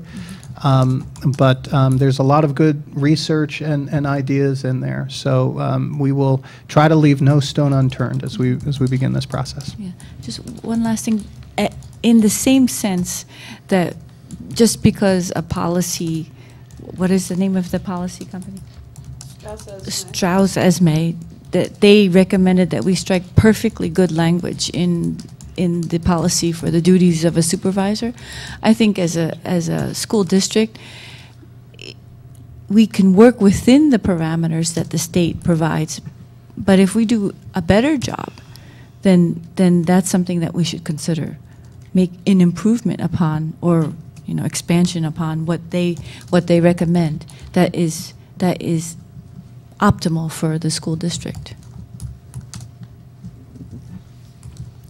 Moving on.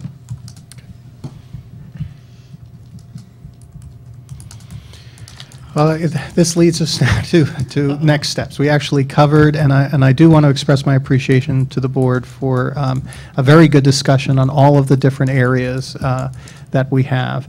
And kind of getting back to some of the concerns that board members brought up at our last meeting a little over a week ago, concerning the development of a brand new strategic plan after the district made investments, developed had a steering committee, a stakeholder committee, and did this only 2 short years ago, that it may not be prudent to actually do everything all over again.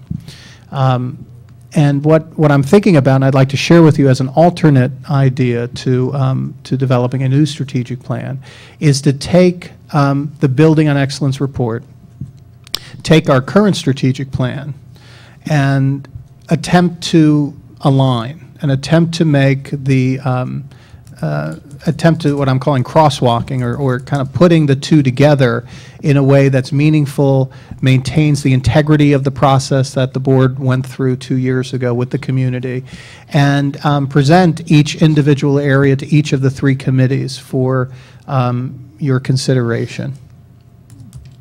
rather than going through another stakeholder process and do that. And if the board is approving of that, then we would approve a revised strategic plan, and then part of my job is to articulate that plan to the stakeholders rather than holding a prior stakeholder meeting. I'd like your thoughts. Discussion? Mr. I'm Gillette? waiting for you to start. No, I was waiting for you. I thought you might have a comment. if you'd like, but go right ahead. No, go ahead. No, go ahead. Well, We're waiting. I can reiterate what I said 8 days ago, that purely on the fact that we brought a lot of the public together 2 years ago, the high school library, and we had a couple of big meetings. Also, the committees that we set up, they also communicated outside of those Saturdays, and Mr. Rocco was involved in putting that together. He did a tremendous job. So it's tough for me to think that we're going to completely throw that away. So I'm open to this idea, only because I saw the public put so much into it.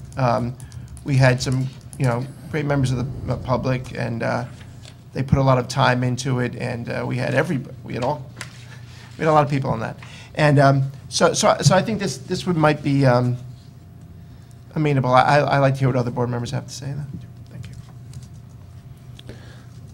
you. Comments? Go ahead. No, I'm very, very open to it, and I think that's a nice approach. I think it's incremental. It allows the ability to infuse new thoughts, new directions, and while still keeping the integrity of the previous strategic plan. Mrs. Light? Well, I think it's a good first step. And if we see that, we'll see as we work through the committees, but if we see that it somehow is not up to speed with all, with, let's say, everything that's coming through on the state level, and because of initiatives that we'd like to focus on, we may not be able to align. So I don't mind it as a first step, but I don't want it to say that, to be boxed in and say that we have to try to match up a strategic plan that was put in place 2 years ago, and fresh thinking from a new superintendent. So. Okay. Other comments? Dr. Schiff? Thank you. I think that the strategic plan, I went back and took another hard look at it, that some of the action items are kind of distant from what I'm presenting here, but the actual big picture ideas that came out of the strategic plan are not inconsistent with this. So I think there are overlaps that could be realized by putting both of these plans together. And I'll do that through the committee process as we move forward. This concludes my part. Would we like to open it up for public comment? Yes. Anyone from the public who wishes to comment? I see we have the microphone and podium here. It's amazing how portable they are. Seeing none, I think the board has had its comments, right? Any final comments on anybody's part? All right. I'll just add it. Just thanks for the opportunity for us to discuss it at a board meeting, for each other, for robust discussion among the board members, but then also for the watching public to see how we operate and some of the values that we hold. Yes, thank you. All right, I do believe we're going to be retiring to executive session. We have some language that our acting president is going to read. Someone do us a favor and turn the lights on, please?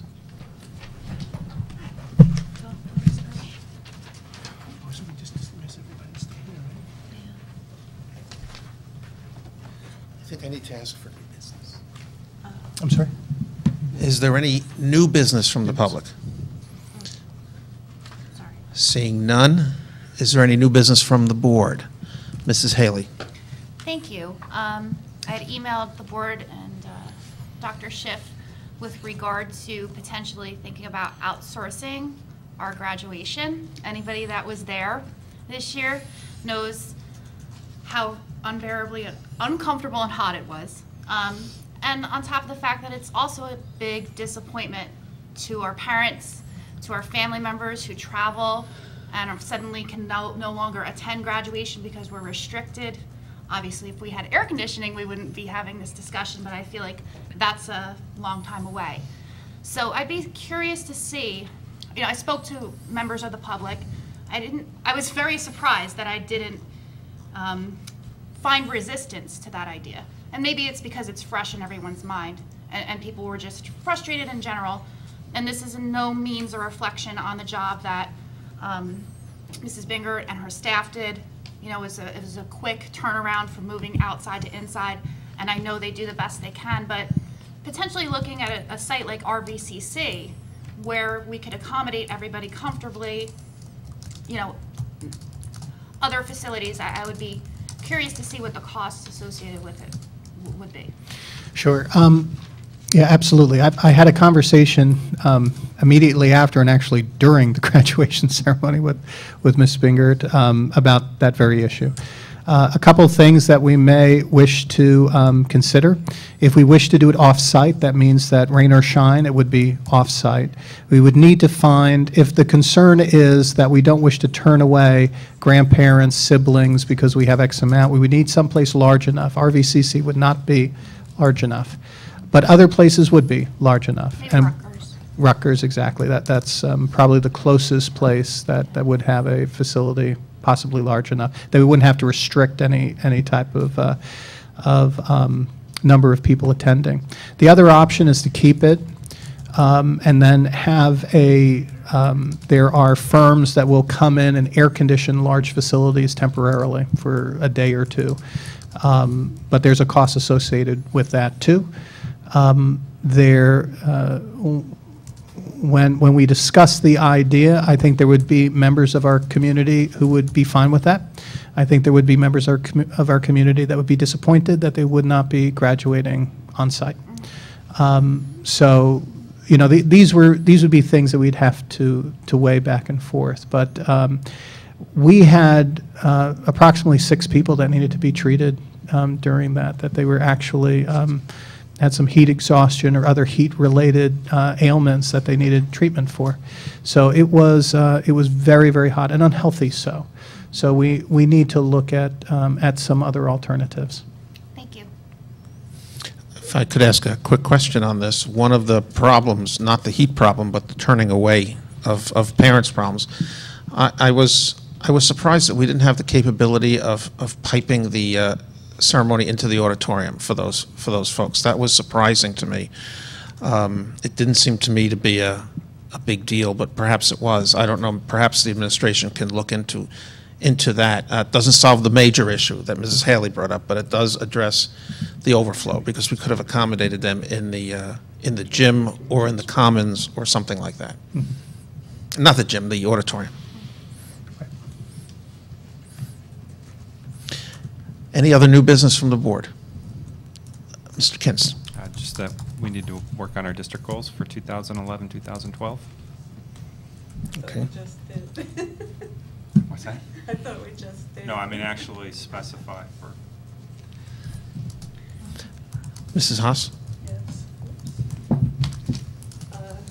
Pretty short thing. First of all, I'd like to thank Sean O'Hara for coming out yesterday and signing pictures and documents and clothing and everything else on behalf of one of our coaches in the district. I think that was an extraordinarily nice thing to do, something he's done in the past for other good causes in Hillsborough. And I think that was a wonderful thing that took place and shows our community's support for our staff.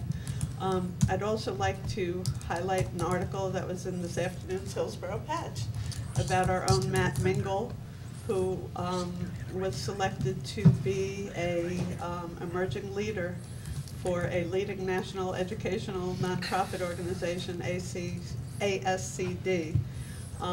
he was recognized for being a young, promising educator who could influence education programs, policy, and practice on both the local and national levels. So it's nice for one of our supervisors to be so recognized. And the third thing I want to bring to people's attention is that there was an article in New Jersey Spotlight relating to Governor Christie's visit to Iowa to talk about education. And there was one article that caught my attention because I'm very interested in the charter school issue.